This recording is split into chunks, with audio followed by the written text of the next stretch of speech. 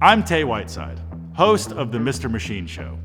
This show is all about taking kids inside the real world of machines and introducing them to the people who make them work. In each episode, we explore a different machine, whether it's construction equipment, trains, aircraft, or tools in the shop. We break it down, show how it works, and then we get to jump in and try it out. We also talk to real people who work in the trades and learn about the tools that keep the world working. We don't use any CGI or green screens. We're out here with real crews, real machines on real job sites so kids can see how things actually work.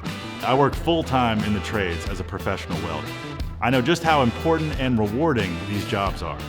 There's something really satisfying about building something real with your own hands. Right now, there's a growing need for more skilled workers in the trades, and honestly, kids just aren't being exposed to this kind of thing early enough. The Mr. Machine Show helps change that. It sparks curiosity early, builds respect for the trades, and connects kids to real-world career paths. We're not just showing machines, we're showing opportunities and futures that kids can dream about. For partners and sponsors, this is more than just visibility. It's a chance to invest in the future workforce and be part of something that really makes a difference. Because when kids understand how things work, they really can build anything.